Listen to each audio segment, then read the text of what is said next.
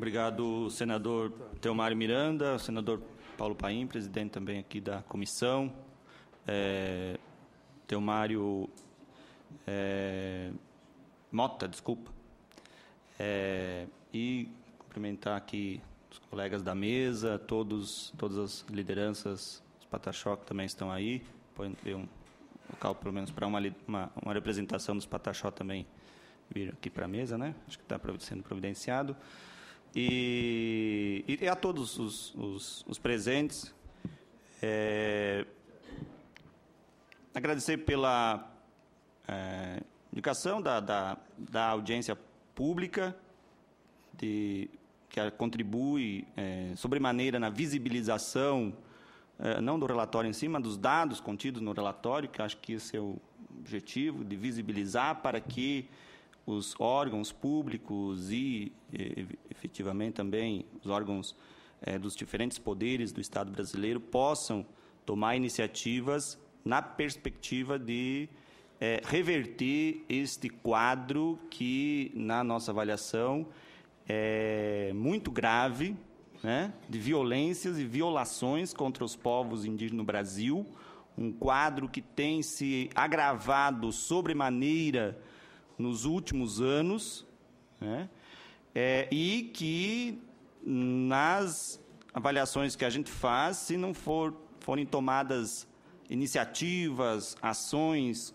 muito firmes, determinadas, coordenadas, articuladas pelos diferentes setores do Estado brasileiro, dos diferentes poderes e órgãos do Estado brasileiro, a tendência, no momento, é de aprofundar ainda mais esse quadro de violência contra os povos.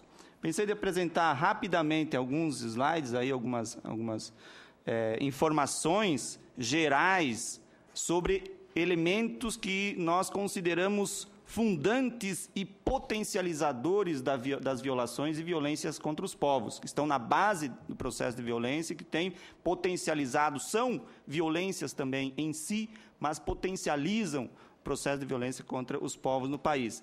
E a Lúcia, que coordena, né, já há vários anos o relatório, na sequência, então, fará uma exposição mais com informações mais específicas, né, dos dados de 2014, certo? Então, podemos passando. Como é que passa aqui? Desculpa, esqueci de ligar.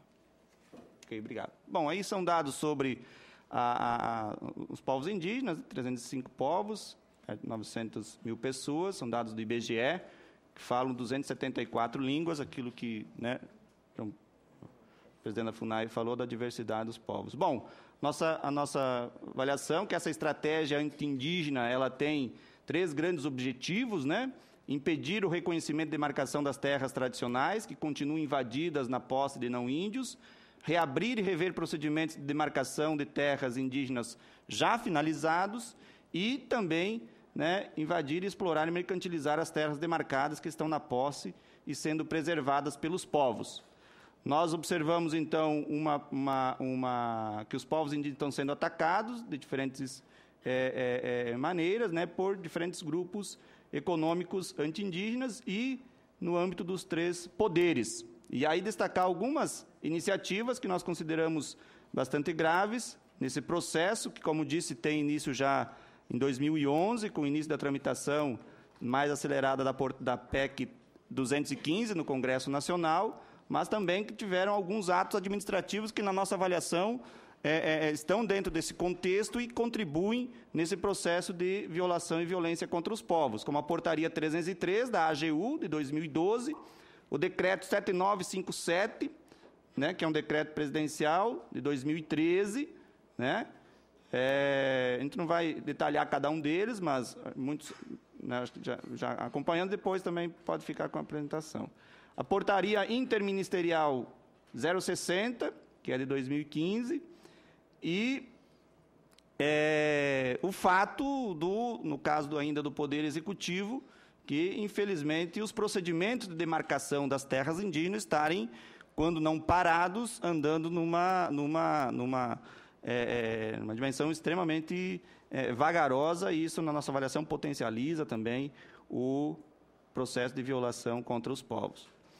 Bom, no âmbito do Congresso Nacional, chamamos atenção para essas duas medidas, né, essas duas iniciativas parlamentares, a PEC 215, né, que, enfim, tem aí como pano de fundo a tentativa da bancada ruralista ter o poder de decidir sobre a demarcação ou não de terras indígenas. Evidentemente que, se isso passar, a tendência é de não acontecer qualquer outra demarcação de terra indígena no país.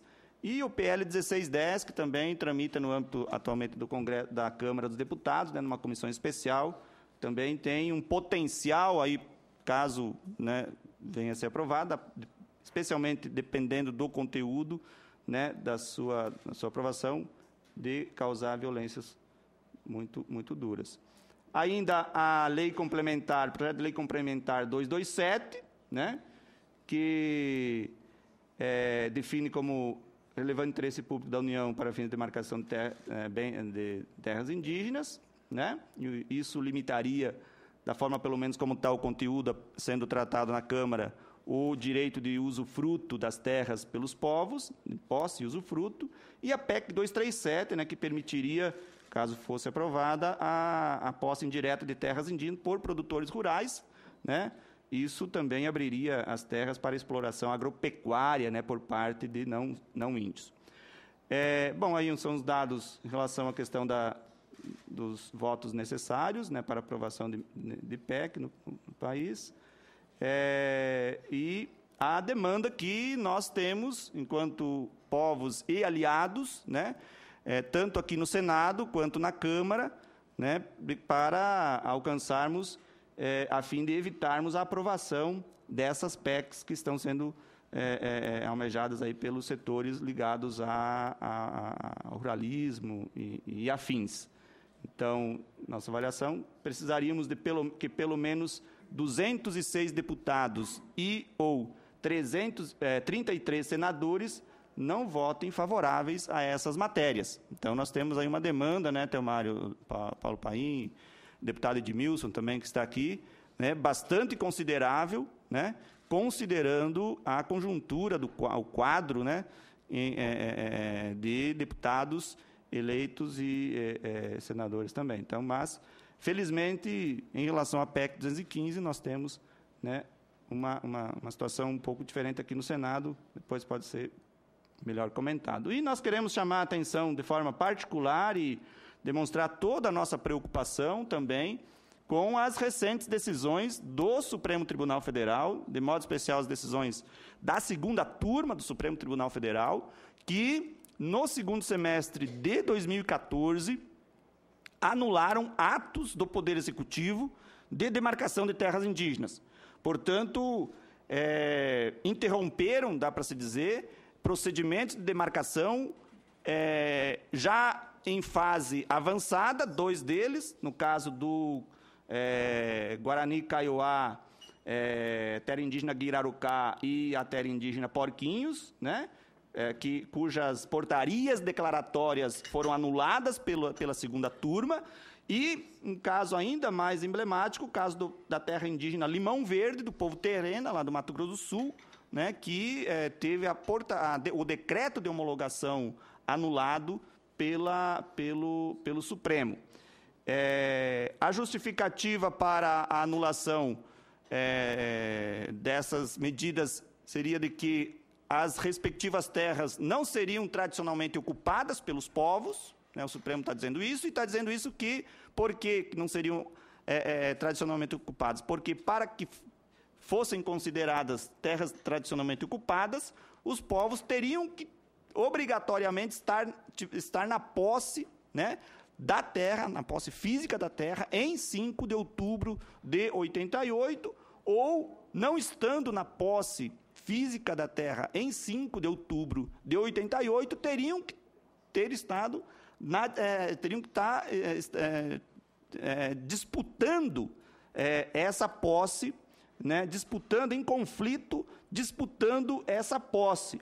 E esse conflito teria que ser necessariamente conflito de fato ou conflito possessório judicial. Então, evidentemente que essas decisões, elas mudam, estabelecem uma reinterpretação do texto constitucional, do artigo 231 da Constituição Brasileira, restringindo de forma extremamente afunilativa, extremamente prejudicial aos povos indígenas, o conceito fundante de terra tradicionalmente ocupada e, de acordo com a última decisão também, então, do Supremo, no caso da Limão Verde, restringindo também o conceito de esbulho renitente. Esbulho renitente. Então, nós teríamos uma situação extremamente ruim, né, que causam situações de consequências imediatas, né, consequências imediatas contra os povos indígenas e que tem um potencial de causar violações e violências contra os povos nos próximos períodos, extremamente agudo, que nós não temos ainda a dimensão de quanto isso, né, seria, enfim, ainda mais prejudicial aos povos. Nós queremos, em relação a isso, chamar a atenção, especialmente ao caso da terra indígena, passando aqui em função do tempo, da terra indígena Limão Verde, né, como um caso emblemático. Terra Limão Verde de aproximadamente 5.000 hectares, ela está na posse pacífica e consolidada, né, de aproximadamente 2.000 terenas, né, ali no Mato Grosso do Sul. Todos os 27 fazendeiros que ocupavam essa área já foram indenizados, né, e saíram do local, certo? A terra em questão está registrada em nome da União, portanto, com o procedimento administrativo de demarcação de terra indígena, que é regulamentado pelo Decreto 1775, finalizado, com todas as suas fases, né, conclusas, inclusive a última delas, que é o registro da área em nome da União, no Departamento de Patrimônio da União, no Cartório de Registro de Imóveis local, certo? A terra, mesmo assim, a segunda turma do Supremo anulou o ato de homologação, né, um decreto assinado pelo então presidente Lula em 2003, né? Então, a gente se pergunta, o que acontecerá com os terenos que vivem nessa área, caso o Pleno do Supremo confirme a decisão da sua segunda turma? Caso essa decisão se mantenha no STF, quantas outras demarcações semelhantes poderão ser revistas? Quantos outros povos poderão sofrer com a decisão ou com decisões semelhantes nos próximos anos? E quantas violências serão causadas contra os povos indígenas devido a essas decisões, caso elas venham a ser confirmadas pelo Pleno do Supremo? Então, nós temos aí uma demanda, presidente da FUNAI, nós temos aí movimentadas delegações que têm vindo para Brasília, também em relação a essa situação, já na Câmara dos Deputados, essa discussão está mais avançada, e a gente aproveita essa oportunidade para chamar a atenção aqui da Comissão de Direitos Humanos, né? Considero importante que, a partir dessa audiência pública, também em relação a essa situação, né, a comissão possa, enfim, tomar alguma iniciativa de buscar a sensibilização dos ministros do Supremo e levar informações também aos ministros do Supremo para que a gente possa reverter essas decisões, né, no mais breve breve tempo possível, né, para que a gente evite situações ainda mais graves daquelas que estão relatadas aqui no relatório de violência contra os povos indígenas no Brasil. Portanto, nós temos uma situação bastante emblemática, né? Só para deixar aí bastante emblemática, com iniciativas e ações no âmbito dos três poderes, né?